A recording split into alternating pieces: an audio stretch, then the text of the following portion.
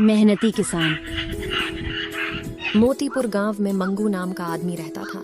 वो अपनी पत्नी मीना के साथ खुशी से जीवन बिताया करता था। एक बार जब धान की रोपाई चल रही थी, सभी तैयार होकर खेतों की तरफ जाने लगे। मंगू बोला, मैं जा रहा हूँ खेत पर, तुम बाद में आ जाना खाना लेके, और भाग्यवान जरा सा लस्सी भी लेते आना थोड़ा। मीना बोली, ठीक है जी, मैं ले आऊंगी। मंगू खेत में पहुंचता है, थोड़ी देर काम करता है, तभी खेतों की मेरों पर दो आदमी चल रहा होता है।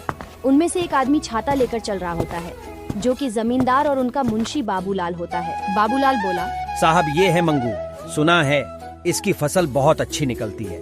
इसको 8 बोरी चावल के लिए बोल देते हैं। गरीब है, 2 पैसा कमा लेगा तो दुआ ही देगा। जमींदार बोला, ठीक है, बाबूलाल जाकर इसे बता दो। बाबूलाल बोला, जी मालिक। अरे ओ मंगू सुनो तो। मंगू बोला, क्या बात है बाबूलाल भाई? बाबूलाल बोला, जमींदार साहब तुझसे मिलना चाहते हैं। मुझसे मिलना चाहते हैं? क्यों?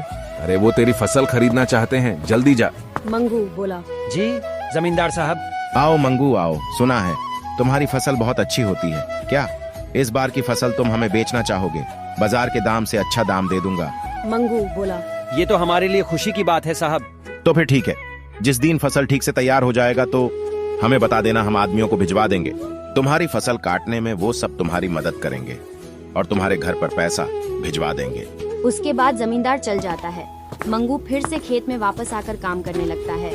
थोड़ी देर बाद मीना वहाँ आ जाती है। मीना बोली, सुनिए जी, आ जाइए, आपके लिए खाना लेकर आई हूँ, और हाँ साथ में लस्सी भी लाई हूँ। मंगू बोला, आता हूँ भाग्यवान।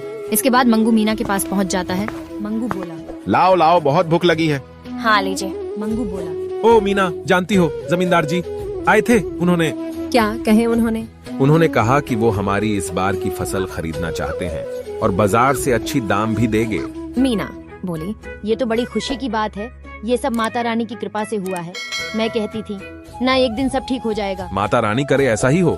इसके बाद दोनों घर चले जाते हैं। घर जाकर मंगू सो जाता है। मंगू शाम को उठा और घर के पास खेत में लगी क्यारी से सब्जियां निकाली। मंगू बोला, मैं ये सब्जी बेच कर आता हूँ। ठीक है।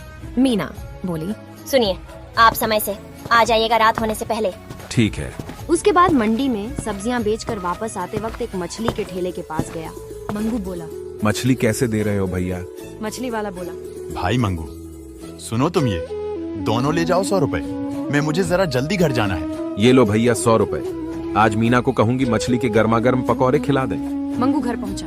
मंगू बोला, अरे ओ मीना, कहाँ हो? ये लो मछली, आज पकौड़े खाने का दिल कर रहा है, जरा बना दो। मीना बोली, जी हाँ ठीक है, लेकिन पहले आप हाथ मुंह धो लीजिए। इसके बाद मीना मछली पकाने लग गई। मंगू बोला, अरे वहाँ तुम्हारा कोई जवाब नहीं, क्या पकौड़ा बनाई हो? इसी तरह कई महीने बीत गए। मंगू के खेतों में सोने की तरह चमकने वाली फसल तैयार हो गई। मंगू बोला, मीना मैं खेत में जा रहा हूँ, जमींदार के आदमी पहुँचते ही हो गए। मीना बोली, ठीक है जाइए। मंगू खेत में गया। जमींदार के आदमी वहाँ पहुँच गए। जमींदार के आदमी बोला, चलिए सब काम पर लग जाते हैं, जमींदार ने कहा है। जल्दी से सारा काम निपटाकर फसल मंगू के घर पहुंचा देना है। सब मिलकर फसल काटी और 8 बोरी तैयार कर दी। तभी वहाँ मीना आई। अरे ये क्या, इतनी जल्दी काम भी हो गया? मंगू बोला, मीना इसीलिए तो कहते हैं कि एकता में बल है। जो काम मैं अकेले 2 दिन में करता था, वो हम 4 लोगों ने मिलकर कुछ ही मिनट में कर दिए। इसके बाद बैलगाड़ी से सारा बोरी मंगू के घर पहुंचा दिए। जमींदार के आदमी बोला, हम सब कल आके बोरिया जमींदार के घर ले जाएंगे, चलते हैं। मंगू बोला, चलो आज का काम भी खत्म हुआ, अब कल का इंतजार है। उसने सारी बोरियां घर में रख दी। तभी आधी रात को मंगू के घर के बाहर कुछ चोर बात करते हुए। पहला चोर बोला, सुनो सबके सब ध्यान से घुसना, अगर हम खाली हाथ लौटा तो सरदार हमें छोड़ेगा नहीं। सब धीरे धीरे मंगू के घर से सारी बोरियां गायब कर दी। अगले दिन मीना बोली, अरे दैया ये क्या हो गया? सुनिए जी, उठिए ना, देखिए क्या हो गया। मंगू बोला, सुबह सुबह क्यों हल्ला करती हो? क्या हो गया? उठिए ना। क्या बात है भाग्यवान, ऐसा क्या हो गया जो तुमने सारा घर सिर पर उठा लिया है? गोदाम से सारी बोरियां चोरी हो गई हैं। हे भाग्यवान, ये क्या हो गया है? जमींदार के आदमी कभी भी आ सकते हैं। माता रानी, मैंने किसी के साथ कुछ बुरा नहीं किया, फिर भी मेरे साथ ही क्यों? मंगू घर की सीढ़ियों पर बैठा। मंगू की आंखों से आंसू आ रहा था। तभी वहाँ मुंशी आ गया। मुंशी बोला, अरे भाई मंगू, बोरिया तैयार है ना? नहीं भाई, कल रात को ही किसी ने बोरिया चोरी कर ली है। मुंशी बोला, ये क्या कह रहे हो भाई? अब जमींदार गुस्सा ना हो जाए। मंगू बोला, चलो उनसे बात तो करनी ही पड़ेगी, चलो अब। मुंशी के साथ जमींदार के घर गया। जमींदार बोला, क्या मंगू, तुम सब खाली हाथ क्यों आ रहे हो? जमींदार, कल रात को हमारे घर में चोरी हो गई। सुबह देखा तो सारी बोरियां गायब हो चुकी थी।